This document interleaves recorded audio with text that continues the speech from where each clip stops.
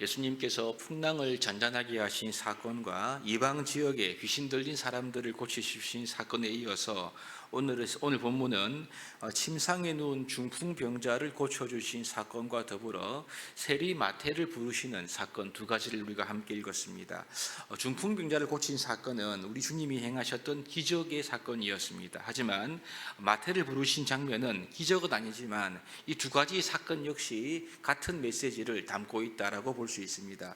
먼저 중풍병자를 고친 사건을 보신다면요, 어제 말씀드린 대로 예수님께서 행하셨던 많고 많았던 그 기적 가운데 마태복음에 기록된 기적들은 사도 마태가 그 많은 기적 중에 의도적으로 선택해서 기록한 것이라고 말씀드렸습니다. 그러므로 이 기적의 사건의 묘사와 표현을 통해서 우리가 은혜 받고 또 주님이 어떤 분인지 알 수도 있지만, 사도 마태가 이 기적을 선별해서 기록한 목적을 우리가 기억하면서 이 마태복음을 읽어 나가면 더 큰 은혜를 또한 받을 수가 있는 거죠.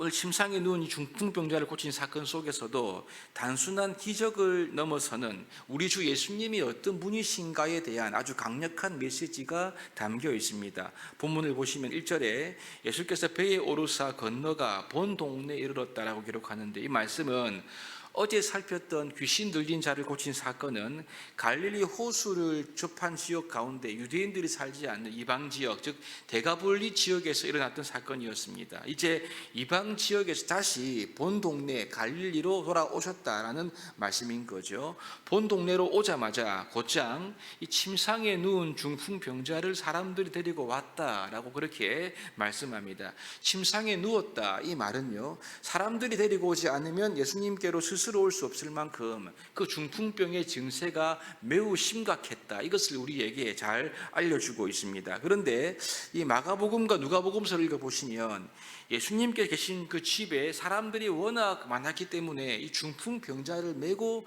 예수님께로 갈 수 있는 상황이 아니었죠. 그래서 지붕을 뜯어 이 중풍병자를 침상채 달아내렸다라는 그 상황을 기록하고 있습니다. 그러면서 예수님께서 그들의 믿음을 보시면서 말씀을 하신 장면이 기록되어 있는데요, 그런데 마태복음에 보시면 본문에서는 이러한 구체적인 상황에 대한 묘사는 다 생략하고 있습니다. 그리고 곧장 예수님께서 이 중풍병자를 데리고 온 사람들을 향해서 그들의 믿음을 보시고 이 중풍병자에게 말씀하시죠. 이것이 2절 하반부인데 보시면 작은 자야 안심하라, 내 죄 사함을 받았느니라, 이것이 예수님이 하셨던 말씀이었습니다.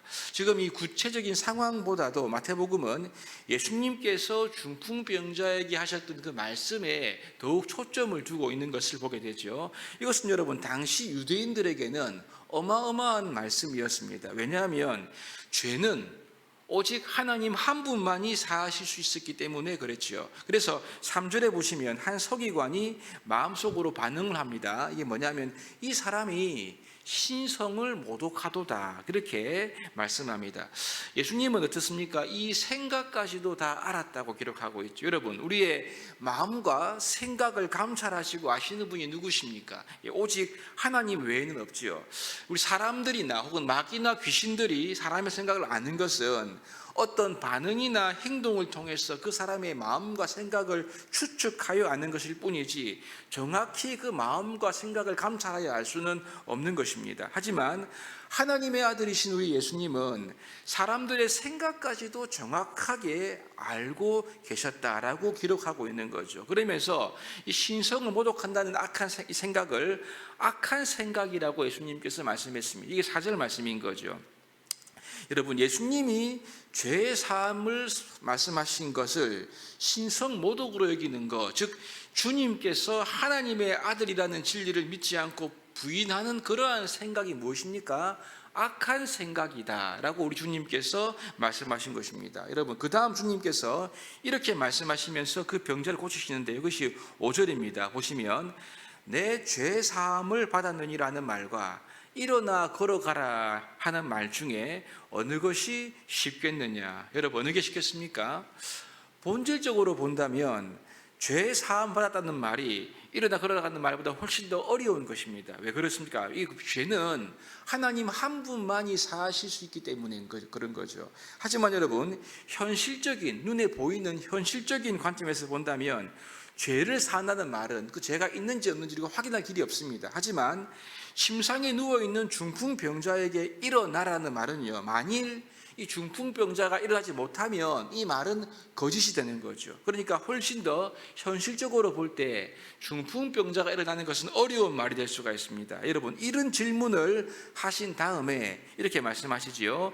인자가 세상에서 죄를 사하는 권능이 있음을 사람들에게 알게 하겠다라는 본인의 의도를 분명히 내비치고 난 다음에 중풍병자에게 일어나 내 침상을 가지고 가라라고 말씀하셨습니다. 그러자 그가 정말 일어나 자기 집으로 돌아가게 되었다라고 기록하죠.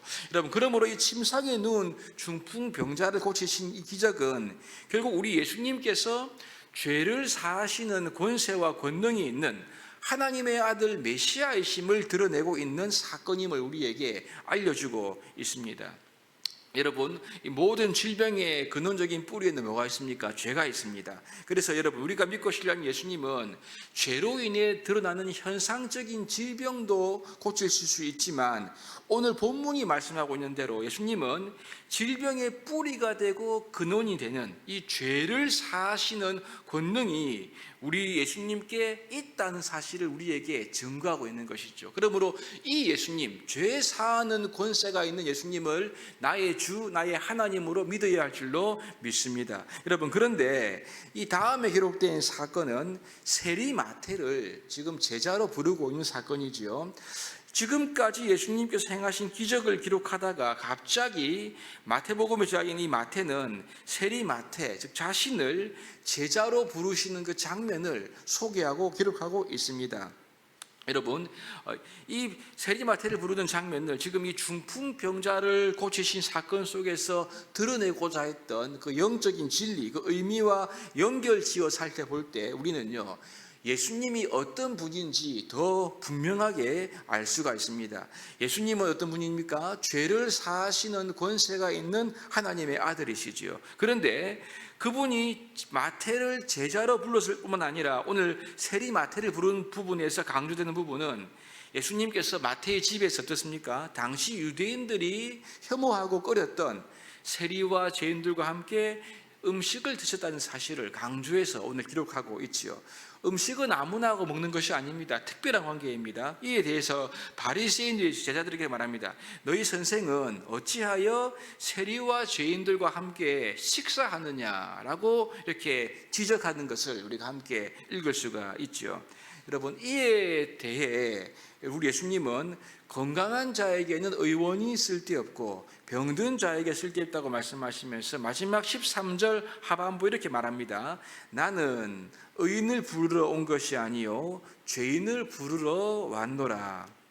여러분, 이 의사가 환자를 고치려면 환자를 대면해야죠. 그렇죠. 환자를 보지 않고 격리된 상황에서 의사를 고칠 수 있습니까? 환자를 고칠 수 있습니까? 고칠 수가 없는 것입니다. 여러분, 우리 예수님은 이 바리새인들과는 본질적으로 달랐습니다. 바리새인들은 나는 거룩하다 라고 하면서 실제로 죄인들을 향한 긍휼과 사랑이 없었지 않습니까? 오히려 정죄만 했죠. 그래서 세리들을 정죄만 했을 뿐 그들을 사랑으로 품고 옳은 길로 인도하기 위한 그 어떤 긍휼과 섬김과 마음이 없었던 것을 보게 됩니다.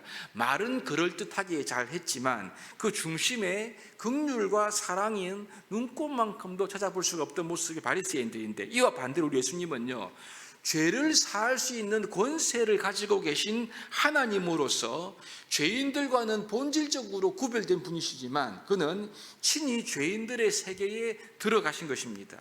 그들과 함께 식사까지 하셨습니다. 그리고 죄인들이 그 길에 돌이키도록 그들에게 선한 영향력을 미치는 성육신의 예수님을 우리가 함께 볼 수가 있는 거죠. 마침내 죄인들을 위하여 십자가까지 마다하지 않으시는 예수님이 아니십니까? 예수님은 죄를 사하는 권세만 있는 것이 아니라 그 권세를 가지고 친히 죄인들에게 찾아가신 하나님이시다. 이것을 우리에게 오늘 본문이 말씀하고 있는 것이 아니겠습니까? 여러분, 가장 죄인된 저와 여러분들을 찾아오신 분이 누구십니까? 우리 예수님이죠. 우리 예수님은 흉악한 죄인인 저와 여러분들과 함께 먹는 것을 부끄러워하시지 않습니다. 우리 예수님은 더러운 죄인인 저와 여러분들을 위해서 십자가에 오르는 것을 피하지 않았습니다.